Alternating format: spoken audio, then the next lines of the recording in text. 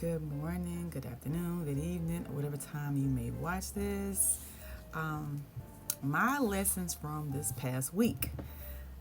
I got some lessons, y'all. I want to share with y'all this morning. I like to do this on Mondays. My lessons from the previous week. So number one, good customer service matters. Good customer service matters.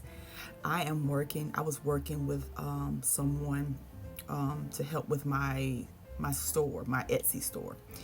And as I'm working with this person, I've been it probably about a couple days. Take them a couple days to do what I needed to do to be to do what I needed to do on my store to make it look appealing, to get everything situated or whatever. So I asked this person. I said I wanted to add some more items to my store, but I also didn't want to mess up what they were doing. So I reached out and I was like, "Hey, I want to add some more product, and is that okay?" And so their reply was, "Oh, I could work with those as well." And I was like, "Yeah, no, I don't want to.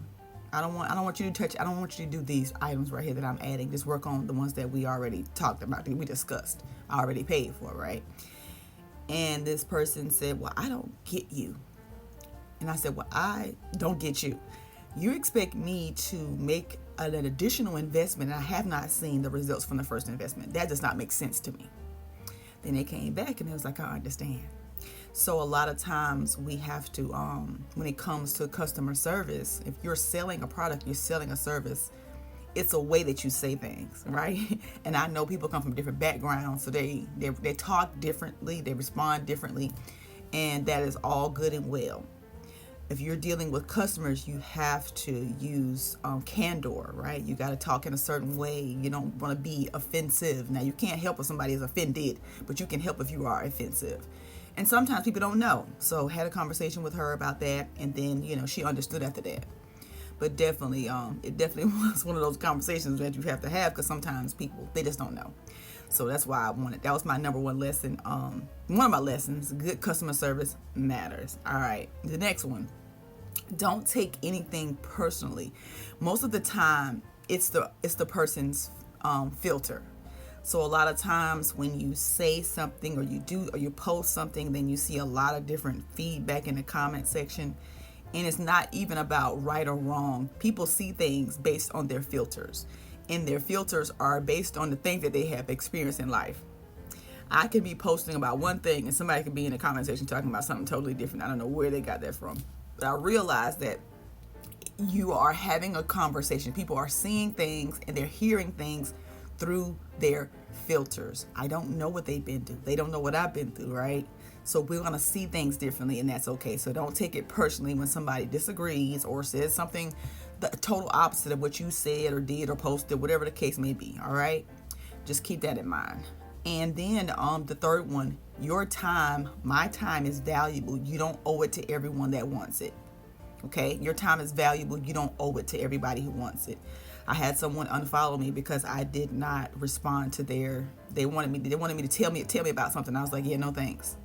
Because I know in this season I don't have time for anything else. I got school, I got work, I got my businesses.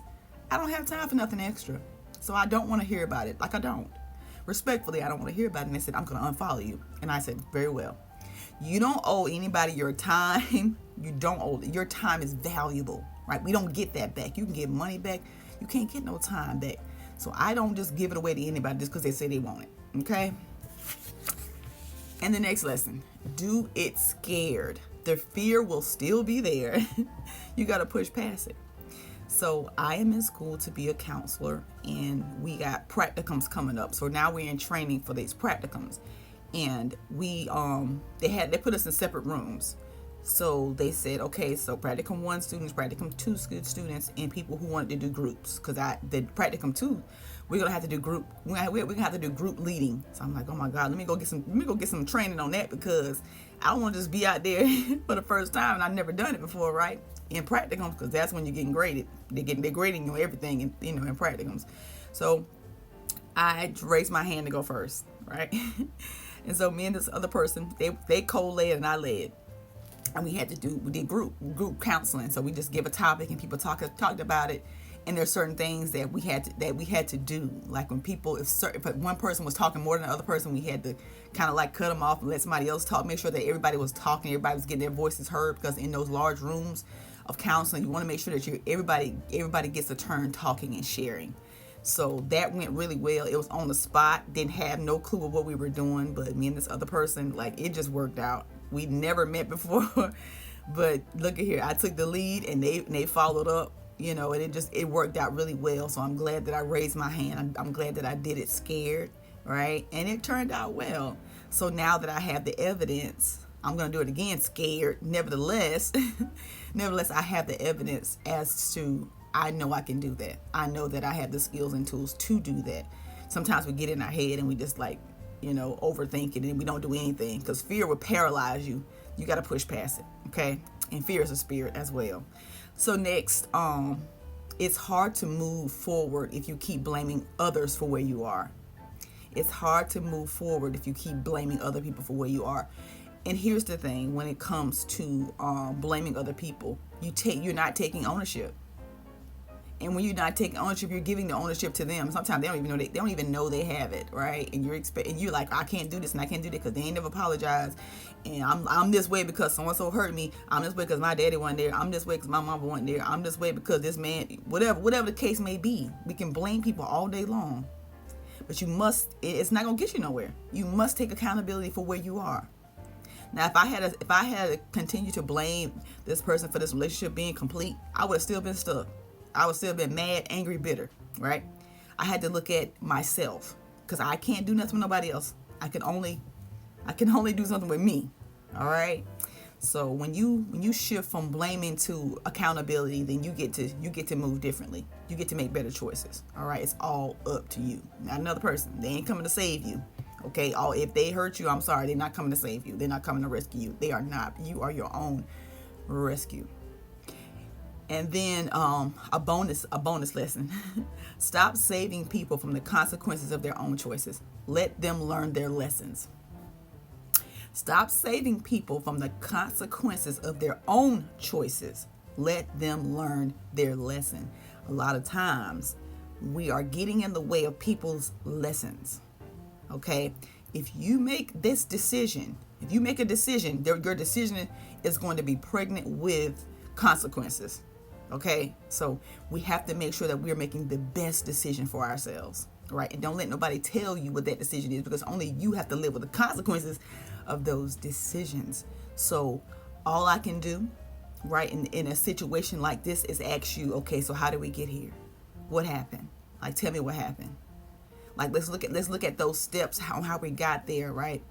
We got to eliminate those steps. We got to, in order to have different results, we got to make different choices, right?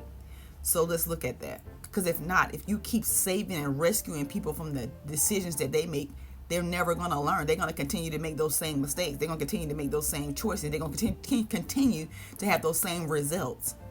So a lot of times people got to learn, and I know it's hard, especially to watch your loved ones suffer.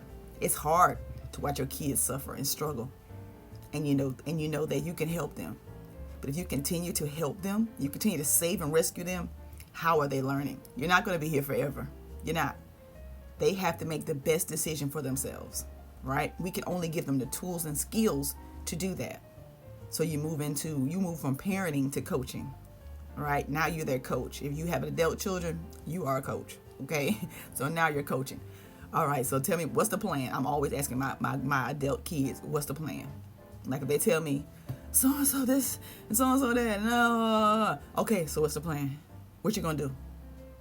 Okay, when you gonna do it by? I'm just asking them to come up with the action plan, and I just hold them accountable to that.